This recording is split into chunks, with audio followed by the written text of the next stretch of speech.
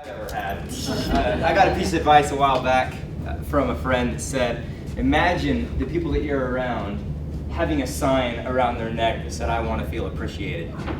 So I've thought of that from time to time. I can't resist after Melody said some of those things. We keep it pretty real, so I just can't resist sharing maybe a couple of thoughts. Is that for me? Put this on. Oh, yeah, thank you. Wow, that's wonderful. So maybe, I wouldn't normally have public criticism, but maybe one piece of public criticism. When you're going to show a picture of a Samoa, You gotta have some. and you're going to talk about Samoas for 3 minutes, bring them. A little bit of criticism. You know I'm not bringing Samoas. I also can't, again, I don't know how to eat. I'm going to go back to 9 years and 10 months ago. I was in Orlando, Florida with my wife and one of our children. We have 6 now. One on Mother's Day, one on Father's Day, one on Labor Day, one on 10, 11, 12. How do you beat all that?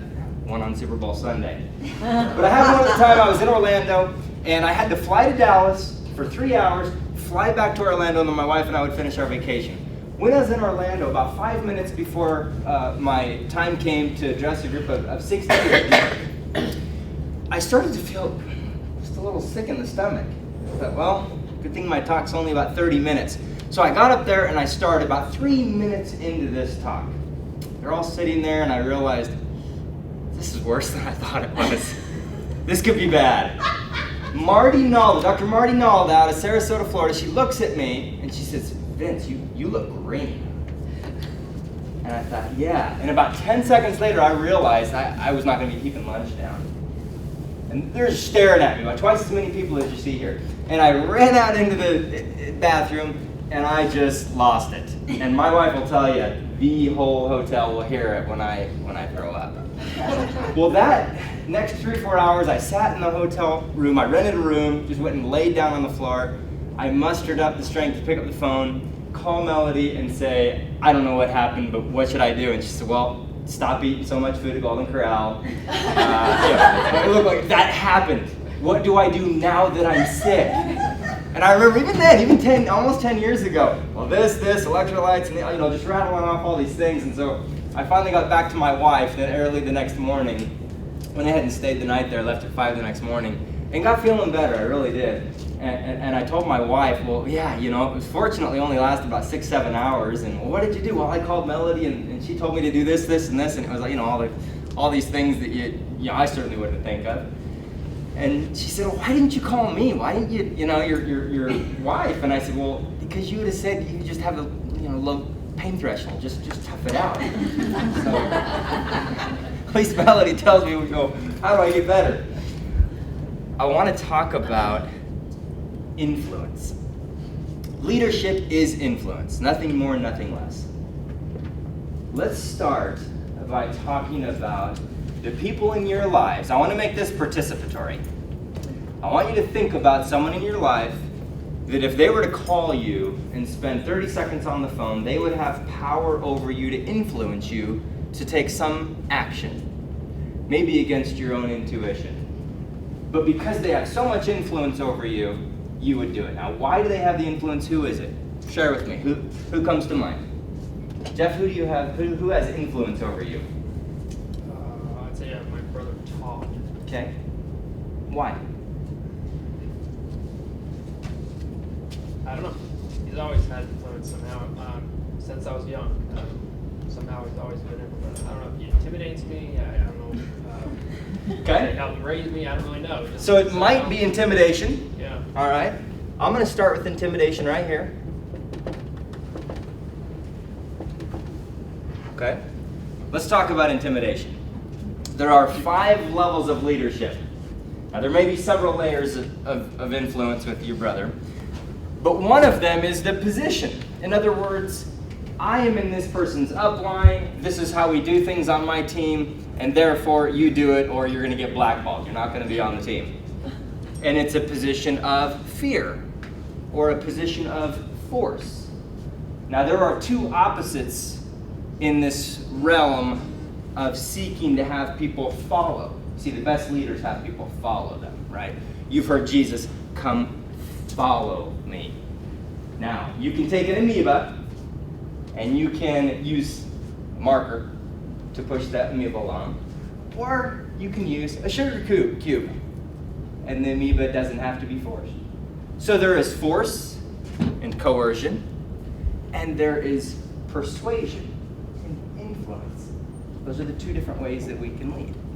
And some people, when they get a position, they use intimidation, which is force. Now you can always tell when someone's leading by intimidation, because what happens is, when it's time to leave, you are out of there. In fact, 5 minutes before it's time to leave, you're probably going to use the restroom, wrap up what you can, because you don't want to be there a minute longer than you have to.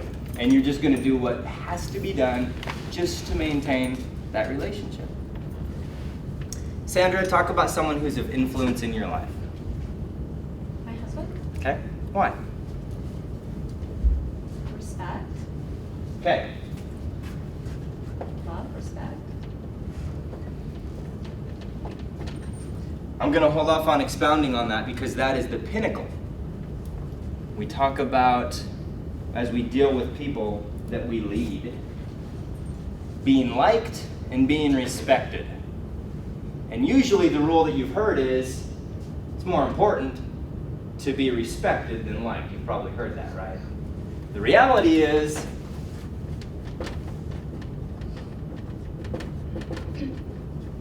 likability is the second level of leadership or influence. In other words, we're not going to get to this point until we're likable. So I've got this position of not intimidation necessarily, but of position.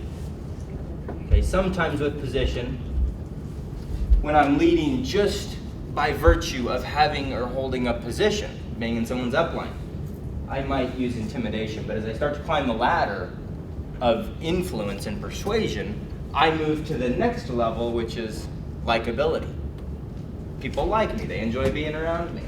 Now that's not near as powerful when it comes to influencing others as having earned their respect, which again I'm going to talk to more once we fill in the blanks. There's a few more in there.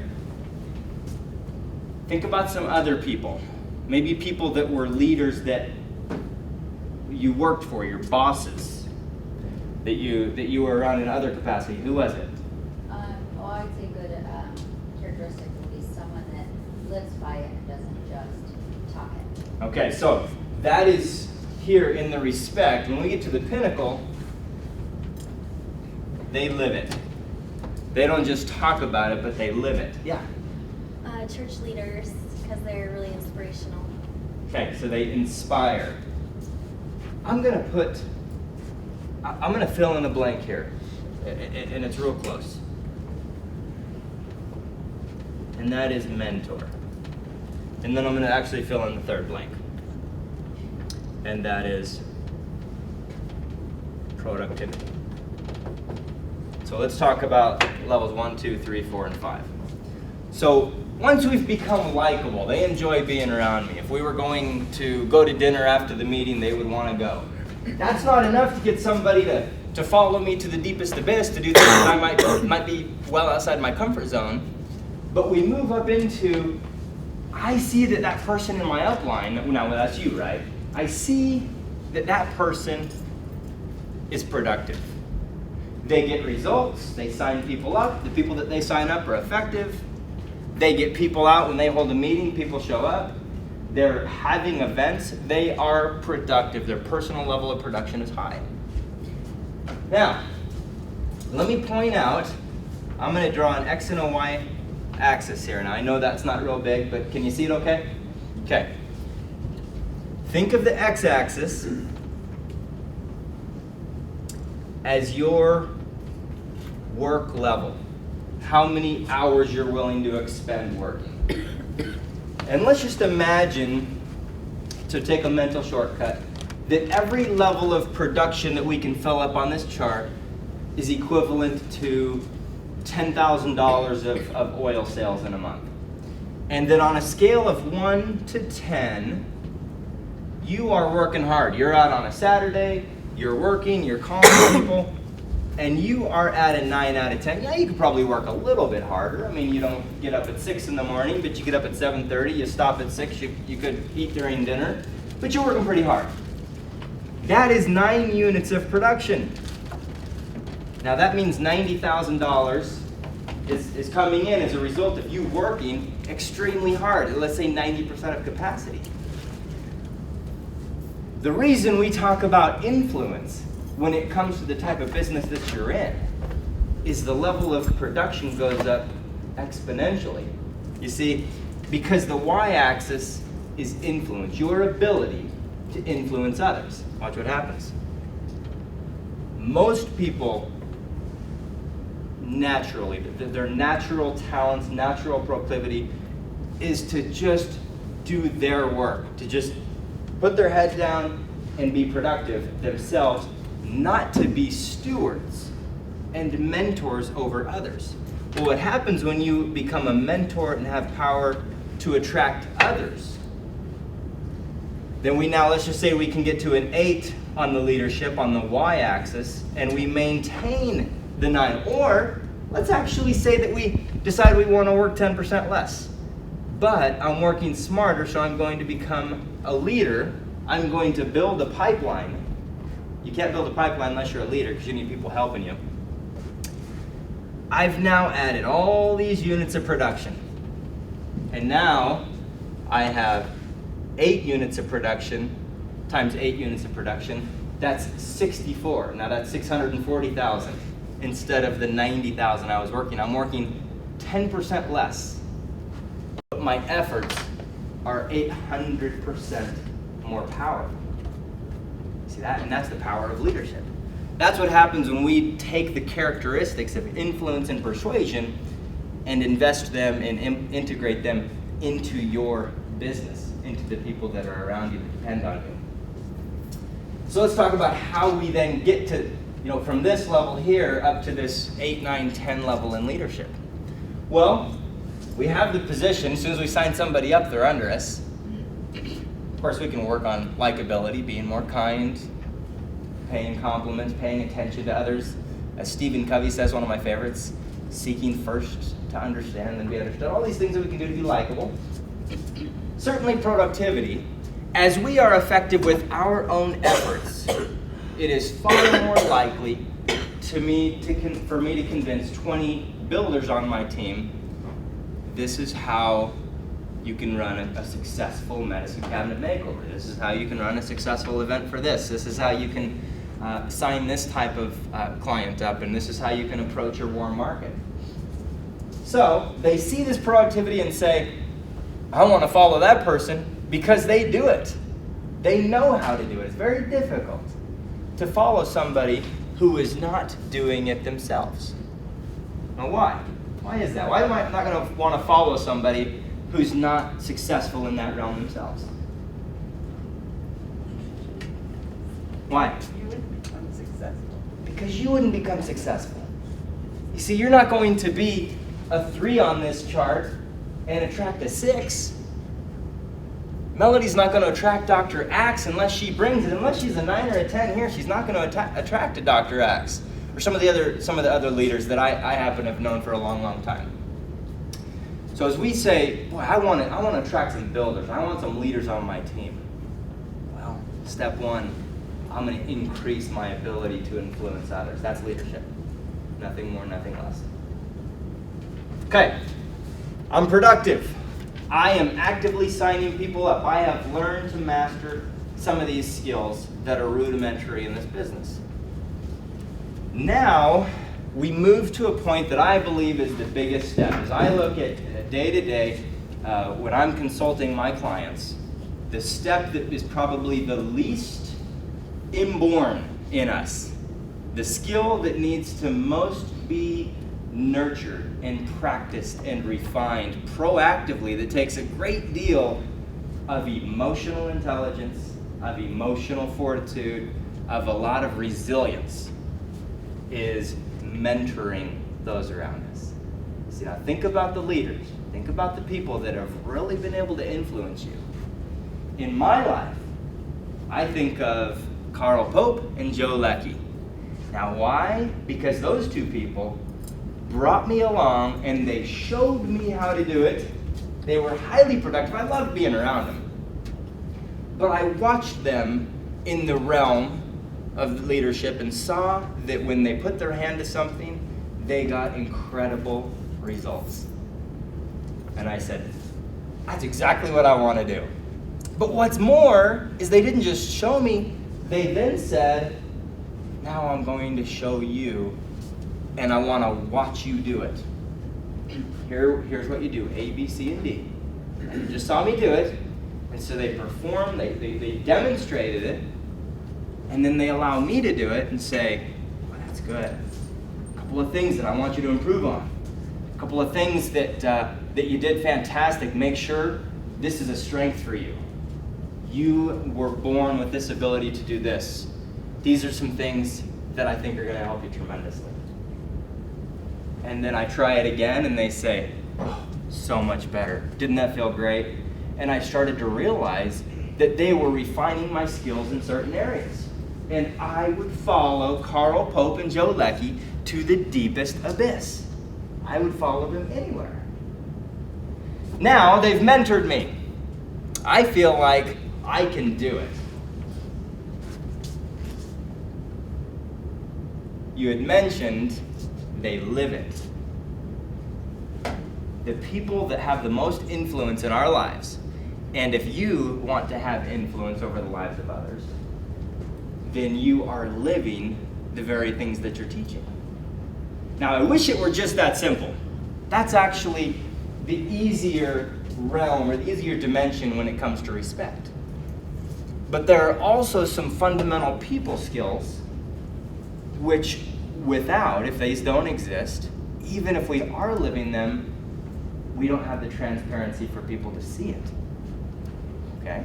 So, I'm living, I'm doing all the things, I'm successful, I'm productive, but I'm not transparent, I'm not letting people see it, or what's worse is, what is the most important thing? It's not, friends and money equals fun, but what was the most important thing in all aspects of our lives? The relationships. I get into this habit where, okay, I just heard this great, long treatise and read all these papers and I read all the leadership books, but I'm still in this routine of treating those around me like a robot. I'm so left brain programmed that everything I'm doing is, okay, here are the systems. Here, it's just a recipe. It's just like making cookies. If you follow this recipe, it'll come out this way every time.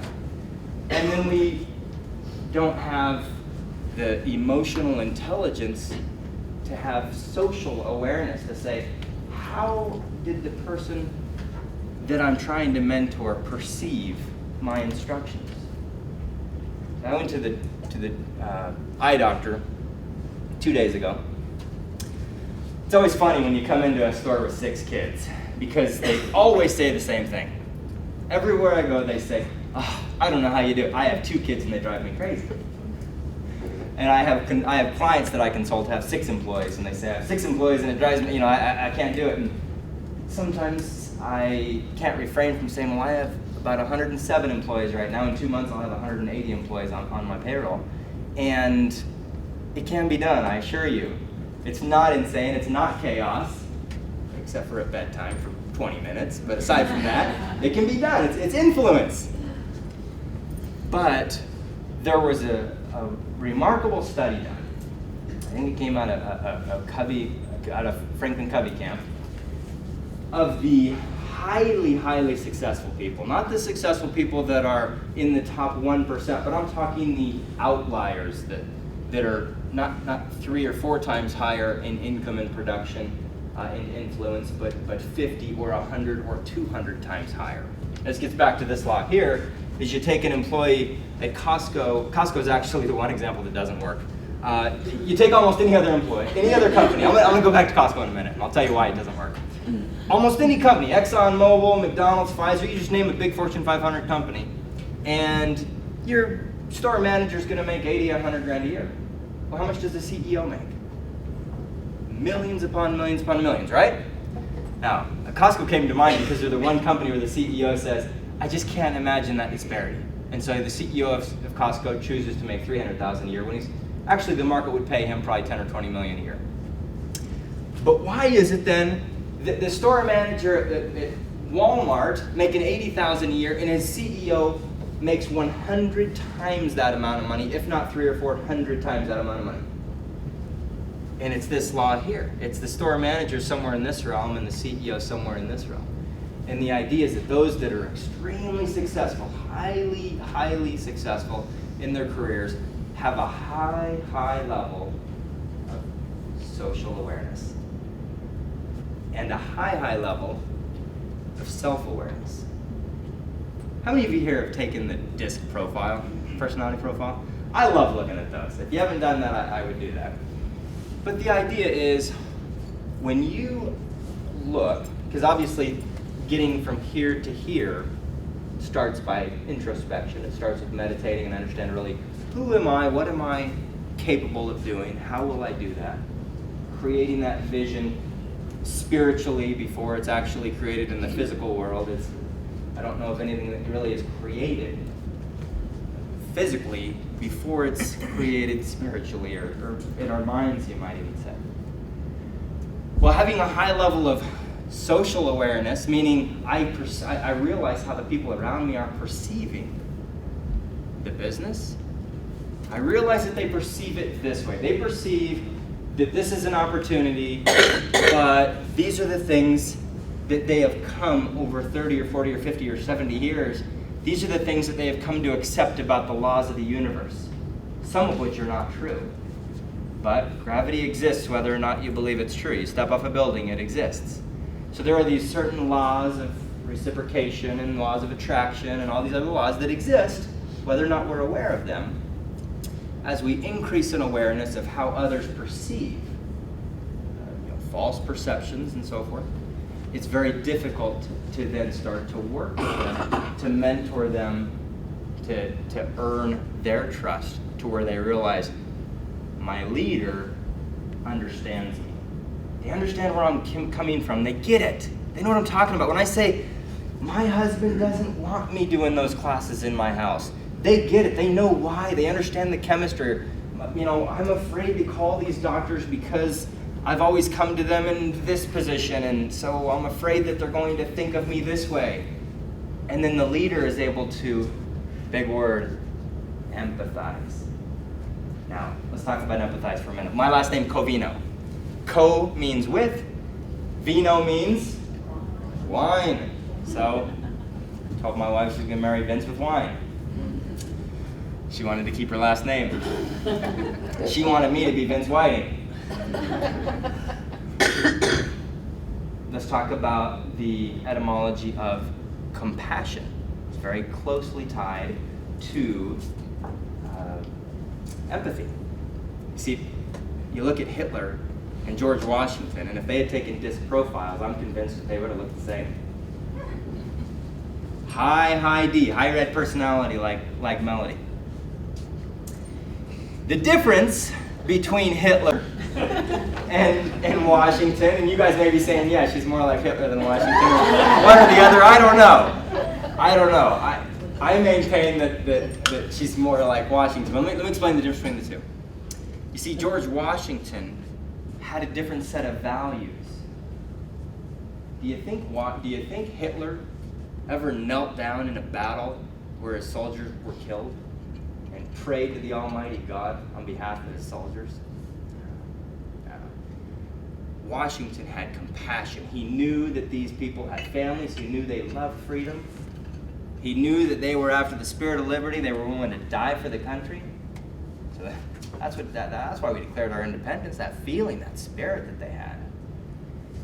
So as we seek to have respect, as we seek to have the top level of leadership and climb this chart, climb the y-axis, which is where the paycheck climbs. That's where your business climbs. That's where your influence extends like this. And all of a sudden you pick up all this space. Then we increase our social and our self-awareness by looking really hard and being really honest with ourselves about things that are a little bit uncomfortable. As we do that, we start to increase resilience. We start to not take things personally. One of the great books that I absolutely love, that one of my mentors, Dr. Mark Gottlieb, one of my favorite people on the planet, he always talks about the 4 agreements, a wonderful book. And one of those things is don't take things personally. Well, imagine if you really had crystal clear awareness of yourself and your true identity, and of the identity and the true worth and the true perspective as best as is possible, through discernment and through understanding and through empathy and compassion, then you're not going to take things personally. Sometimes rifts are created between team members. Sometimes someone on your team that you're seeking to help, that you're seeking to mentor, they're offended.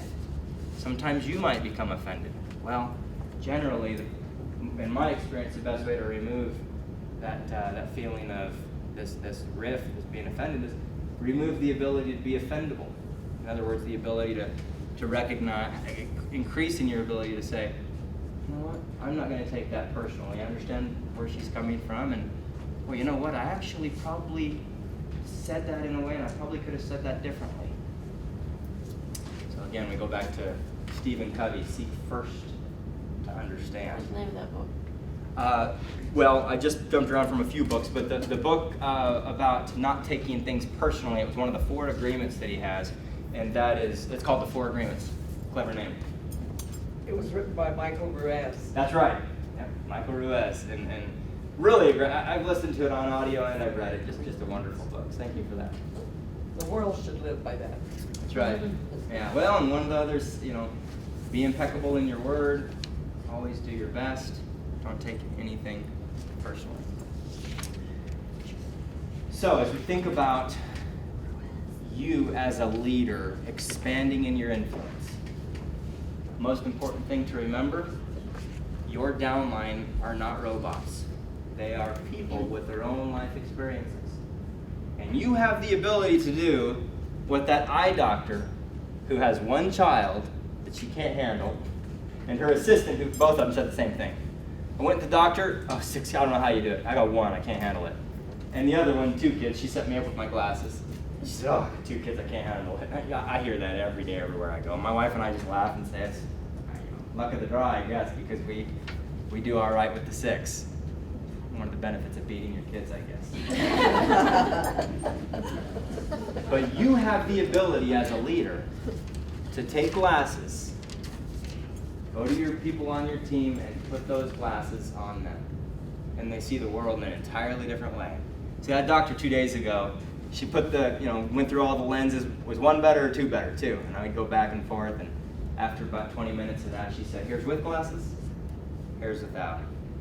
It's a lot clearer focus, isn't it? And I said, yeah. And she said, well, I would suggest that you get this lens. It's progressive and it does this, meaning you can see things from far away and you can see things close. And I thought, I want to be bifocal. I want to be able to see things afar off. I want to have eyes that can see nearby.